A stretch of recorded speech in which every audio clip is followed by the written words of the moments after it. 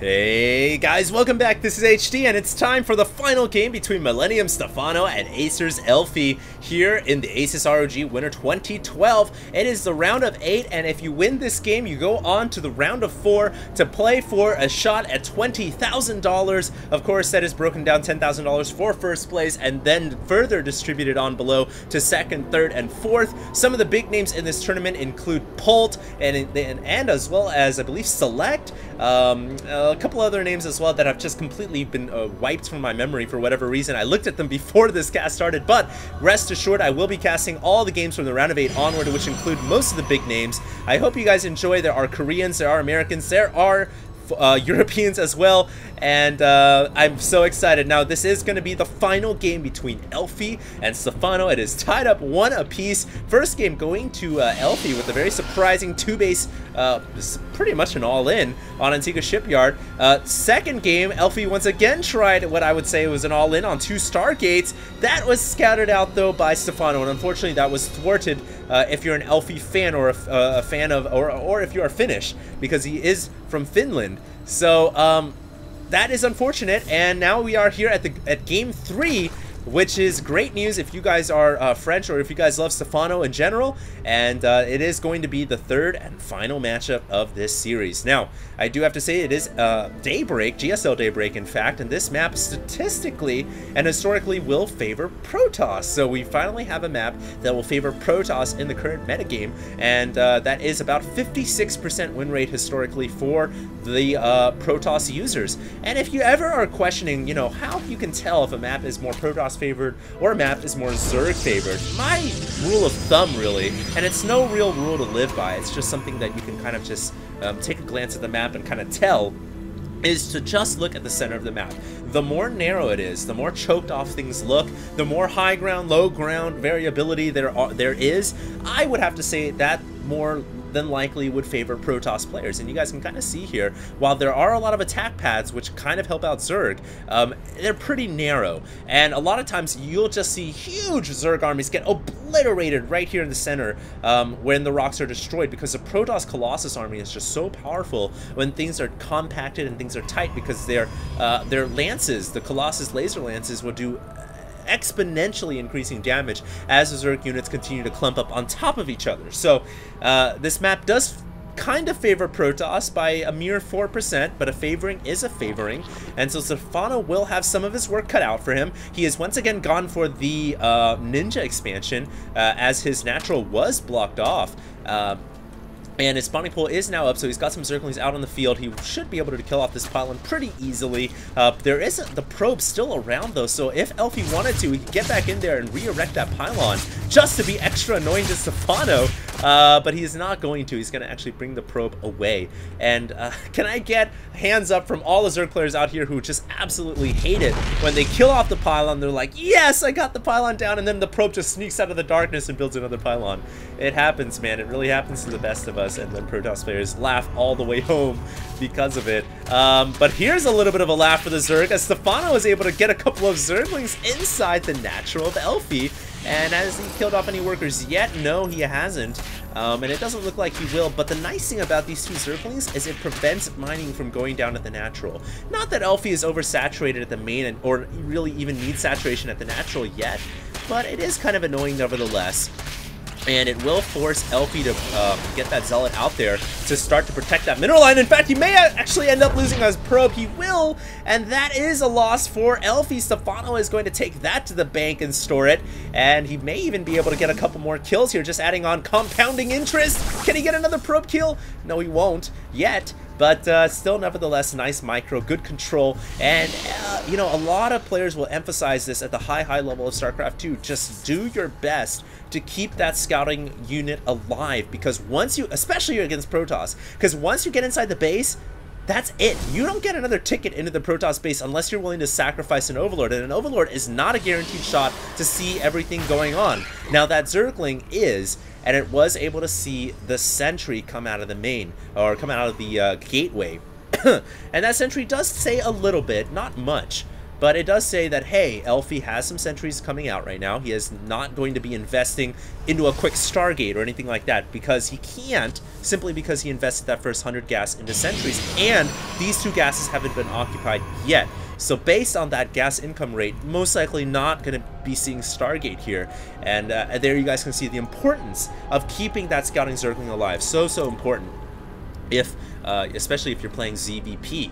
And now there is a Zealot making its way across the map. This is a Zealot that originally killed off the scouting Zergling, now going to hunt out for more Zergling blood, and we'll see if he can get any extra kills. I think he's just going to go do a preliminary scout and going to try to fall back. A lot of Zerglings coming out from Stephano, who gets a surround on the Zealot and reveals quite a bit of Zerglings. That's kind of interesting.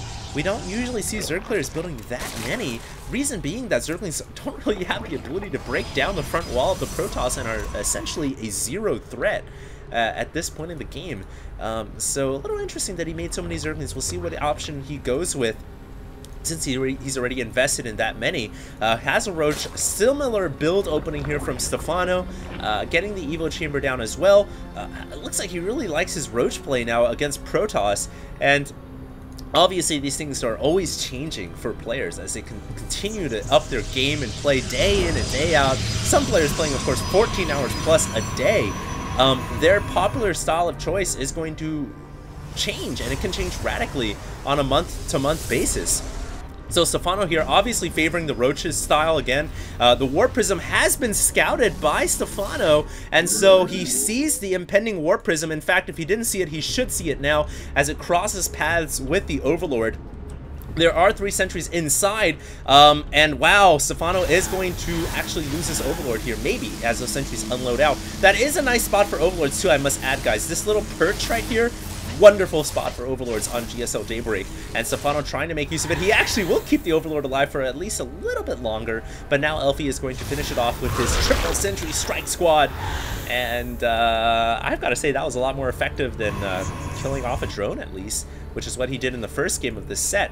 Now we'll see if he can get any more damage in. I have to say this is kind of risky since his hand has been revealed. No doubt there will be Zerg units waiting for this attack, and I don't know what Elfi was thinking. I mean, gosh, he should have at least scouted out with the Warp Prism before dropping off the sentries. What a gamble, and he just lost it. And now he's got to worry back home because some of his sentries are abroad. He doesn't have that many force fields. He could just end up losing right here. He has just gotten his Immortal and Sentry army cut off by a horde of Zerglings and Roaches, and Stephano makes a brilliant attack at the front of the Protoss Natural. There is an Immortal out at the front who is just tanking up globs of damage here from the Roaches, but eventually the Immortal will go down, and the Immortal is saved by a Sentry, by the Warp Prism, excuse me, and that is huge as that Immortal can regenerate its shields and get back into the thick of things. So nice control by Elfi. I thought for that second there that Stephano was going to kill off the Immortal and then just burst his way through, but now there's 2 Immortals still, and so that's double the firepower that Stephano has to deal with. I don't think Stephano can break this down, but he's going to try regardless. He could actually kill off the Cybernetics Core, and the Cybernetics Core is down. No more Stalkers can come out here. That's a huge blow to the Protoss, and now he could even pick off a Gateway as well. Elfi, realizing he's in a lot of trouble, has to warp in Zealots because he can't warp in anything else as he's lost the Cybernetics Core. Another Gateway goes down, so now he's only down to 1, 2, 3, 4, 5, 7 Gateways, so he's still got plenty of Gateways in the background. Not a big deal at all, but these Roaches are getting into the thick of things. They are going to be able to kill off so many sentries here, and I think that's what Stephano's attack should revolve around, killing off as many sentries as possible, but unfortunately there he was not 8-clicking or microing his Roaches and ended up losing a huge amount of them, and now has to pull away with whatever he's got remaining. I think Elfi just made a great hold at the front door, even though he did lose his Cybernetics Core. Even though he did take a lot of damage, I honestly think that he could have, or honestly thought he was going to lose the game right there to that counterattack, but he made a hold, and he's still in the game, and he kept a lot of his sentries alive as well, so not bad at all, but nevertheless, he did take a lot of damage, and Stephano now is flooding in with a huge army of Roaches. I don't know where these Roaches just keep coming from, but the Roach army is so impending and menacing with +2 weapons on the way. I think that Elfi could be in a little bit of trouble, ladies and gentlemen. And now Stephano going for the wraparound here. He is going to try to pincer his way into Elfi's forces. Elfi is terribly out of position right now, and this could just be the coup de grace. Stephano comes in from the side. He has been force fielded out from the front, though. More force fields coming down, but this is the game that Stephano is playing. Just continue to whittle down that sentry energy. Even though there's a lot of sentries, eventually that energy will run out, and then he can just burst his way through. But it looks like Elfi able to clean up the roaches on the right-hand side, so now Elfi doesn't have to worry that much anymore about the side counterattack, and Elfi's army continues to grow larger and larger. And at this point, is he all in? He has not expanded to a third. The Zerg is on 4 bases, and he has not expanded to a third, so I would gotta say maybe he's all in once again with that massive Stalker Roach army. He is behind in supply, so he's got to do whatever he can do. Now the Roaches got nice micro by Stephano, trying to spread them out, but those force fields are just proving to be too much of an obstacle for the Roaches to overcome, and Elfi is going to keep the Roaches at bay once more, trying his best to control the central Xel'Naga Tower. And I've got to say, this is one of the key points on Daybreak, much more so than like Shattered Temple or Shakura's Plateau. The Xel'Naga Towers on Daybreak are so important because they cover so much ground leading into your bases, so it's very important for the Protoss army here, even though they're vulnerable in the middle, to control that Xel'Naga Tower. And we can see Elfi desperately trying to hold on there. He's also looking to break down these rocks here, which I'm not too sure he wants to do. That signals to me he wants to make an attack, because otherwise breaking down those rocks does make another avenue for the Zerg to flood through. So I guess Elfi at this point just trying to make something happen and make an all-in attack happen. He is expanding once again to the third. Now his forces are surrounded by Stephano once again. There are so many Roaches on the field. Elfi is balled up. His Immortals trying to hold their ground. Will they be able to do so or not? Good force use from Elfi. Elfi now has a southern avenue to stutter step micro his forces away, but he's lost all of his Immortals, and now the fresh and fragile sentries are under attack, and all the sentries going down here. And even if Stephano loses all of his Roaches, it's okay, because he killed off the key units, the Immortals and the sentries, and he can easily replenish the Roach army at will. I mean, he's got so much money just flooding in now, almost 2K. He's really only just got to get some more gas. I'm surprised he isn't mining all of the gas he possibly can be out of the top left-hand side of Daybreak. So great job by Stephano, just showing his impeccable game sense and a killer instinct, really. He just crushed his way around that Stalker ball and killed off everything and left the Stalkers. That's it. Just left the Stalkers, killed off the Immortals and the sentries. Great job, well done. And here we go, going to attack his way into the third. Can Elfi make his hold here? He's got to. Otherwise, he's out, and he will be dropped out of the tournament. This is single elimination. It is the round of 8. He's got to make a hold here and now. The Nexus is under attack. It is in the orange. It is in the red. It is now dead. And Elfi, unable to make that hold. He has got to fight with his probes now. But I think the conclusion is pretty much foregone at this point. He's just going to take so much economic damage as the Zerglings flood in. And he's even holding position with the probes to try to prevent the Zerglings from getting into the Stalkers. But units coming from the north as well. The Nexus, the new Nexus being re-erected, but oh my god, the probes are just fighting to survive here. Actually, not too many probes have gone down, only 8 probes in total, so Elfi doing a decent job here of using his probes to keep his base alive, or at least to reclaim his base.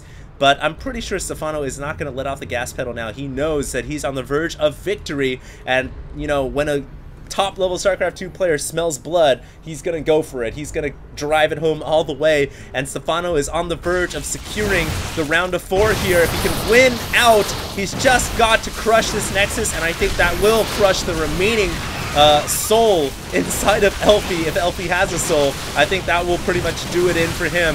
And the Nexus has gone down. In fact, it was canceled. That soccer ball, decently large. It may be able to make a hold here.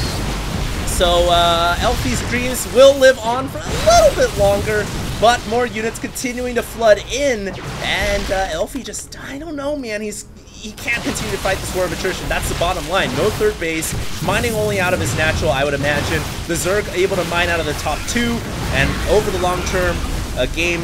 Math, it's simple math. It's going to take over, and Stephano is going to win out.